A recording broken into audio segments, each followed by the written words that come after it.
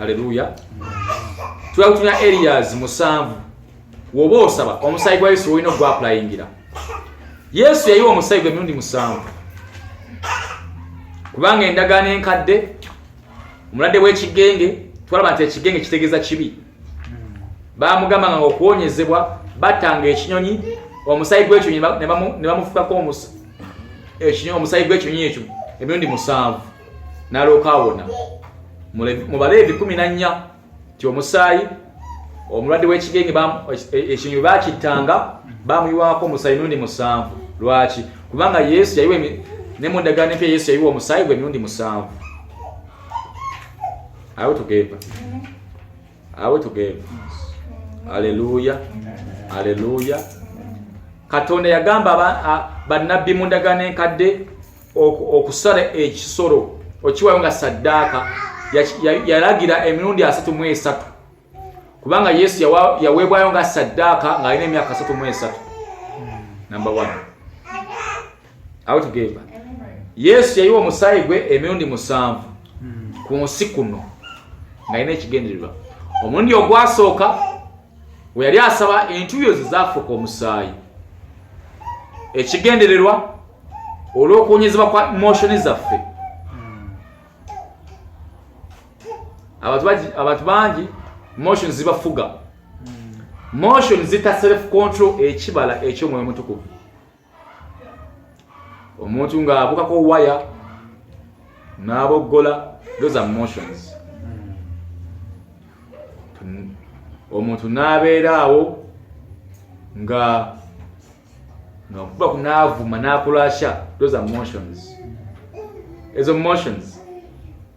Omuntu n'abeera otaseka n'okola kitaseka, those are emotions. Wangi, those are emotions. Kyovala nti no omusumba ayinza okukola ekintu olina akuvuma n'omuyamba nakukola biki n'osigala ng'omwagala ne waba akomye mu maaso go n'omusembeza kubanga Yesu yayiwa omusaayi gwe entuuyo ezaafuuka omusaayi for the healing of our emotions. Omuntu ng'akoze ekintu tasaana kusonyiyibwa nenajjo n'obireka n'omusembeza n'obyerabira kubanga Yesu yakuwonya emotions. Ti buli w'osaba oga Yesu emotion zange embi nzinyika musaayi okubanga waziira omusaayi. Emotions. Tuyinza okubeera mu bantu olina kukulako waya n'osigala ng'oseka. Lwaki? Self control ze. Lwaki? Kuba buli bw'osaba applying omusaayi ku emotion zo tolaga nnyo nti onyiize. Kireka n'okimira tolina kyovuddeko. Lwaki? Kubanga buli obadde osaba Yesu yayiwa omusaayi gwe ng'entuuyo zifuuse omusaayi for the healing of our emotions.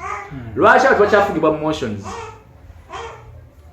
Tasobola kuba gentle nawe ekintu kibamukoze alagira wona kubanga the healing emotions zikyali affected. Atugeba so to applying and okembi nnyonnyole omundi ogwokubiri ekyentuuyo ngenda kuba n'ebyawandiika bimu. Entuuyo okufuuka omusaayi Luka 22:44 osanga ekyawandiikibwa ekigamba nti Yesu yali asaba entuuyo ze ne zifuuka omusaayi. Luka 22:44. Omundi ogwokubiri we baakuba Yesu nga Isaiah 5:2 we mwogerako tibamubeteta face naba nga tasa kweba nga tusobola kumutegera ekifaananyi kye ne kifa his image nefa. Yesu egera wa Pilato baamukuba emiggo face ne bagibetenta nga tusobola kumutegera nti ye Yesu. Nayiwa omusaayi omundi ogwokubiri.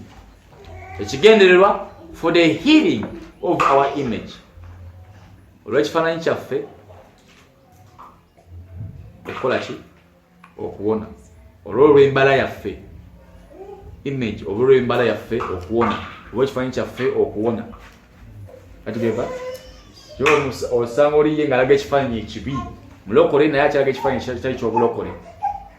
Mulokole naye omuntu bamukula kuba yalaga ekifaananyi eky'obukaawu kifaananyi ky'obukambwe kubanga taapulanga musaayi ku kifaananyi kye for his image.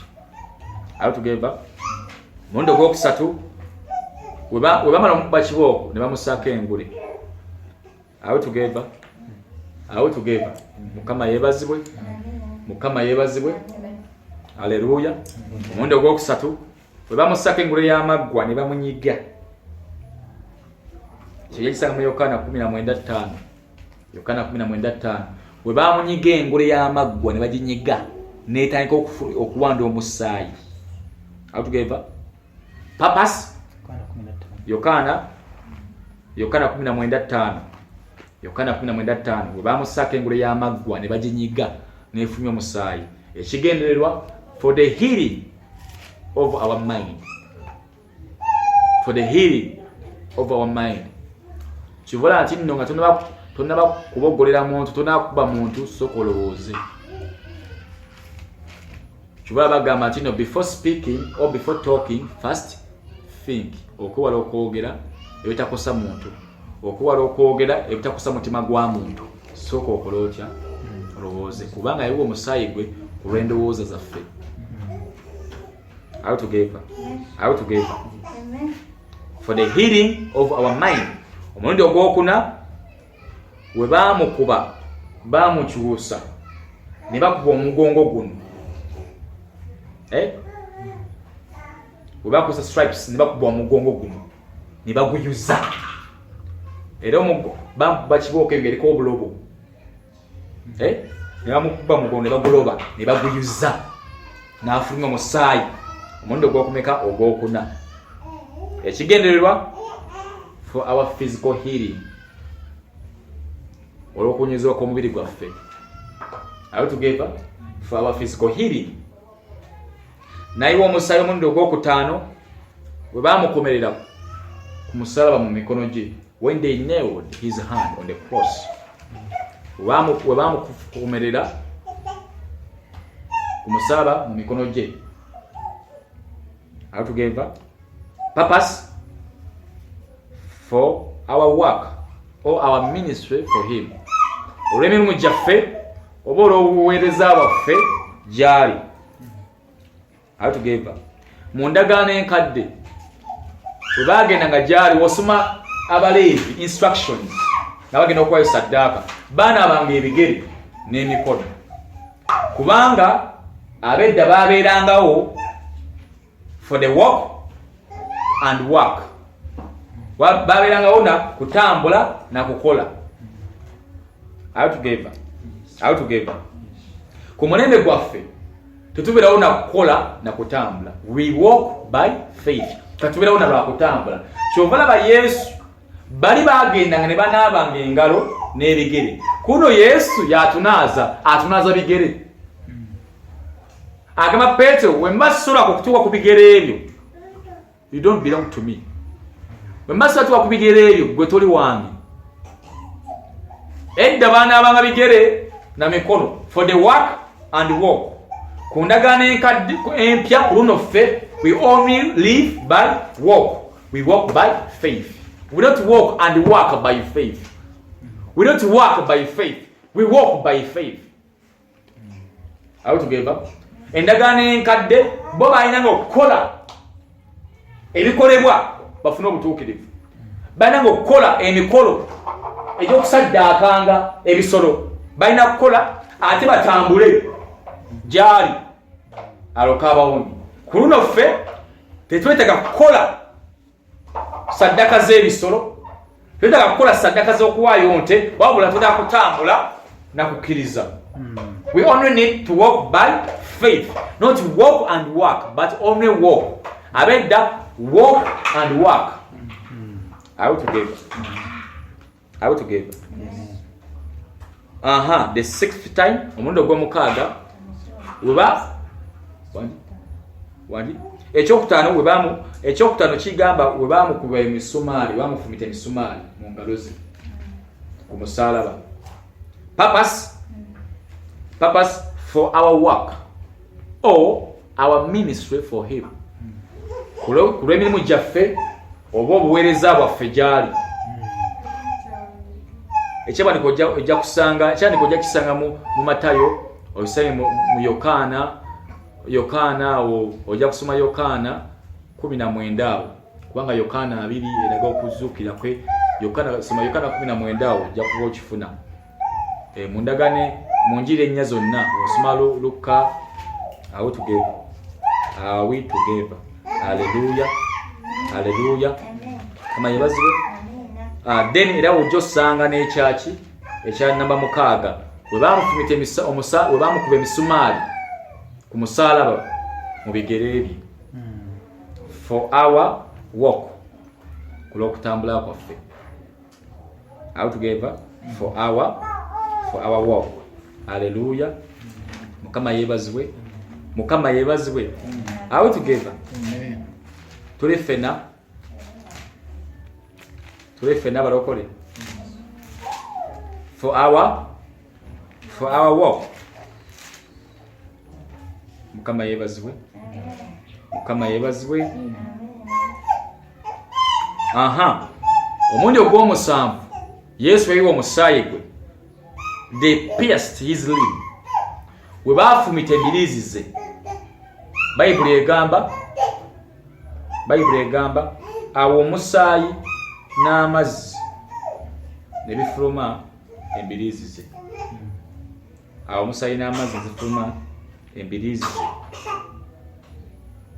for the church to be born purpose ekanisa esolobere okuzaalibwa are you together for the church to be born ekanisa esobole okuzaalibwa are you together Kyova Yesu Kristo we yamala okufa yayogera ekigambo kimu nti kiwedde ekiwedde kubanga omusaayi yali amaze okuyiwa emirundi 7 nga we kyawandikibwa mu ndagaano enkadde wangi nga ekyawandikibwa mu ndagaano enkadde nti onoyiwanga omusaayi ku muntu oyo w'ekibi emirundi meka 7 Yesu yamala okugiyiwa emirundi 7 amugamba kiwedde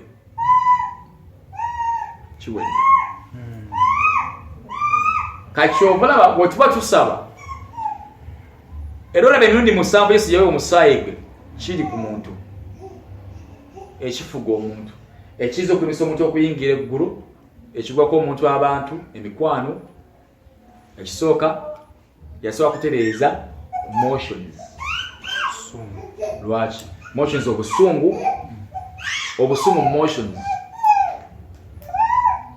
Kibala ne Solomon aboogerako nnyo abogobako nnyo tiwegendereze okuba short tempered mwoyo gwa Sitaani kubanga gukufiiriza nakitibwa yatuwaddeona example oyinza okukaba noyasa ekifaananyi kubanga bakunyiiziza oba noyasa TV oba n'olyoka otegera nti ate oyo noonye ate yakikuddemu okikolerere motion obusungu motion out together Kyova Yesu wachi yaguyiwa kubanga era ba Petro bajje motions zaabwe bazo mukwata no Petro najja kebiso nasaba ko okutu motions nawe twako okutu mumutwala wa motions nti abalokole mumpule n'obwegendereza Yesu ayina ensonga egamba Kyova mukibakalubiriza nti akuba oli ku ttama lino muwene eki koli intya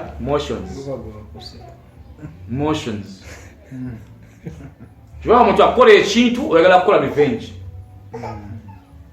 omuntu akola ekintu nange kale kamulinde nange sisola muyamba yankola kino motions Kyova ekintu kyasooka okukolako kyekintu kubanga kiremesezza abantu nusangu nga yeewaana ze ndi short tempered yeewaana akyenyumirizaamu ninga bangi abatajja kukola naye mu business mu ngeri nyingi toyo motions Yesu yasookera kudda kubanga senga ye bamukuba ku kawo kiboka empipopo nezibuukako n'anyiiga kitange ensindika omuliro Elijah wembanga n'emusajja wa Katonda mumanyira nyini mupisamu amaaso guveyo gubooke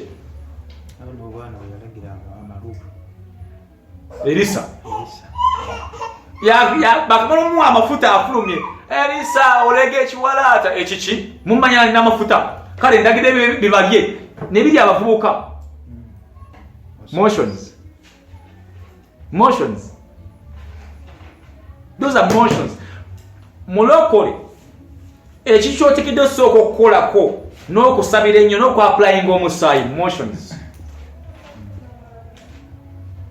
kubanga Kristo atugamba abakola obubi bakole bulungi tosobola bakola bulungi nga motions they are still affected tosobola kitange basonyiwe kubanga tebamanyi kye bakola kubanga ye yawangula motions he overcome the motions omuntu akunyiiza leero n'akola by'otayagala by'otamugambye n'owulira nga akunyiiziza najja gy'oli n'omusekera n'omwaniriza si gwe atuukiridde naye oli mukulwanisa ogamba sitaani nze emotions naziwangula kubanga Kristo yaziwirako omusaayi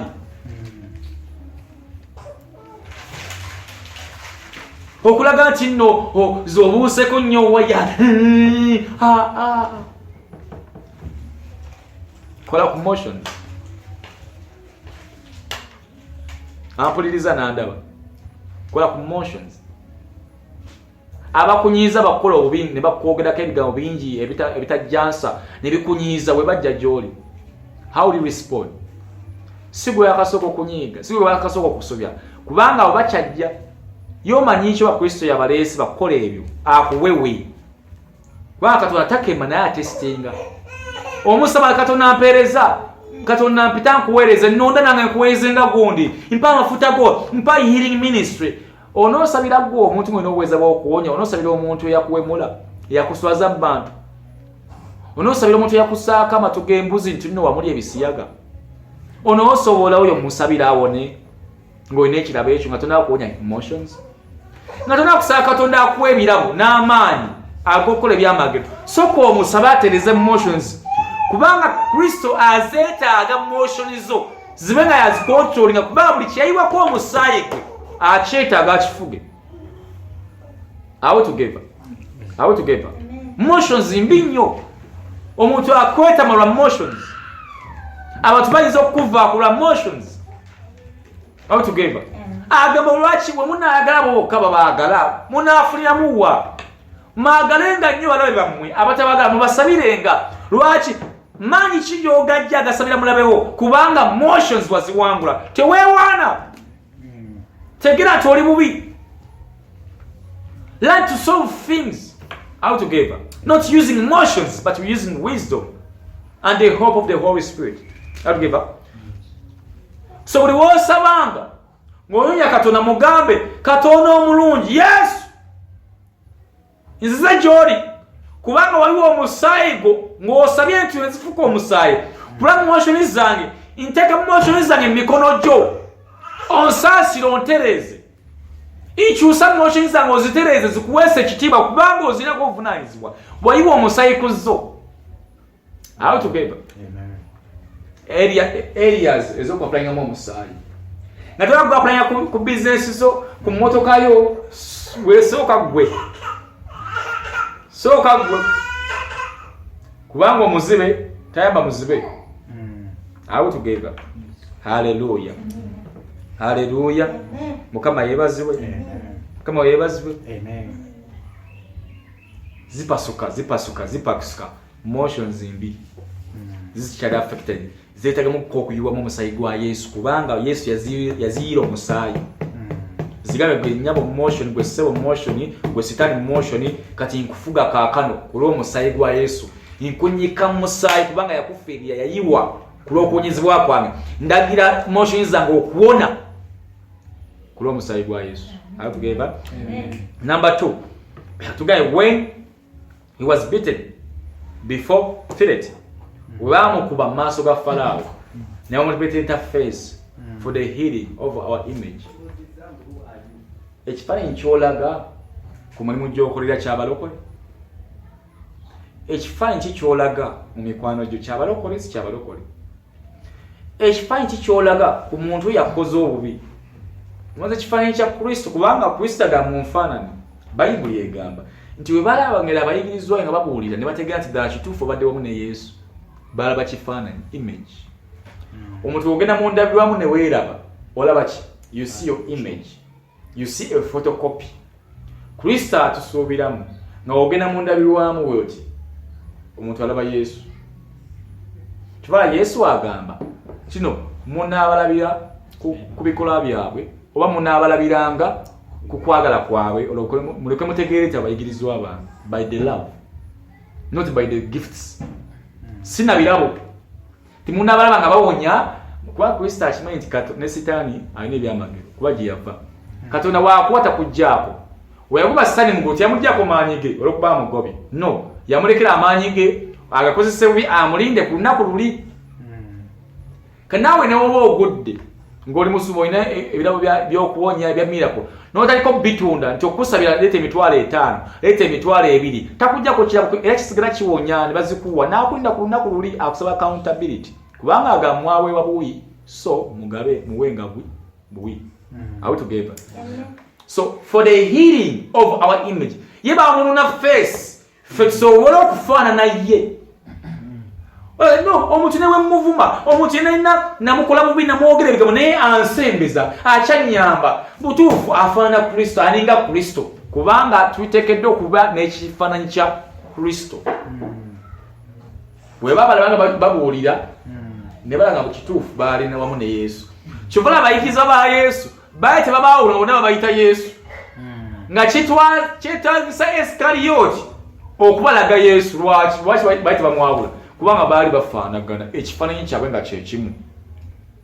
For the healing of our image tuteekeddwa otereeza ekifaananyi kyaffe karakita embala mbi nnyo kuba Bayibuli egamba nti ekirabo kikuwanika waggulu embala neekujjayo. Embala embala eraga ekifaananyi ekyo. Bamutubeteta face for the healing of our image. Nti yalina ekifaananyi ekibi ekimasigala ekifaananyi ekikola revenge. Kati kewalokoka tokyakola revenge. Kewalokoka tokyavuma akuvumye. Akoze obubi omuyamba kubanga walokoka kifaananyi. Akwogeddeko obubi omusembeza kifaananyi kubanga waapulayinga omusayi gwa Yesu ne kutereeza ekifaananyi ekyo kati ofaanana Kristo. Buli kimu kyokola ogezaako kufaanana Kristo. Toli perfect naye ate ekifaananyi kyo at least olina self control.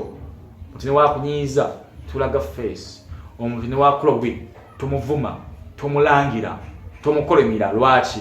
Kubanga owafaanana Kristo n'okuwola Omwoyo Mutukuvu n'akuwa ekibala ekya gentleness, n'akuwa ekibala kya self control. Kati we controllinga naali badde olw'okuba nti sekuvuma siga nti siwa kuvuma naye olw'okuba nti yanfiira ku musaaba nibamukuba emiggo kulw'ekifaananyi kye sanga akolona kifaananyi kya Kristo. Ompemudde ne sikuddiza sikuba nti siwa kuwemula naye olw'okuba nti nno ekifaananyi faanana Kristo. Onkubye sikuba nti siina amaanyi obutakuddiza wabula yawunya ekifaananyi kyange efaanana ye teyaddiza. Ye teyaddiza yagamba basonyiwe tebamanyi kyebakola. Buli muntu akola obubi abikola lwakuba nti tamanyi kyakola. Ate omumisiri akuvuma n'akutulugunya n'akuloga olina namukumwagala nnyo kubanga ye tamanyi mazima gwe wamanya amazima. Olina omulaga amazima tomufaanana. Tomunenya tomunyiigira. Naye omukazi omukulu n'anvuma ekyawo kyema n'ampemula nedda gwe walokoka tannaba kulokoka gw'omanyi amazima tagamanyi gwe wazuula ekkubo tannaba ddizuula gw'omanyi obulamu tabumanyi. Lwaki wemalako emirembe n'onyiiga olw'okuba gundi akwogeddeko ebigambo? Lwaki wemalako emirembe gwe lwaki tomwogeddeko? Kubanga wazuula ti Kristo yafiira ekifaananyi ekyo. Tomuddiza, tomwongerayo olw'ekifaananyi kya Kristo nti yayiwa omusaayi gwe kulw'okuwonyezebwa kw'ekifaananyi ekyo. So lwaki okyonoona? Lwaki okkiriza omusaayi gwe kube nga tegulina makulu?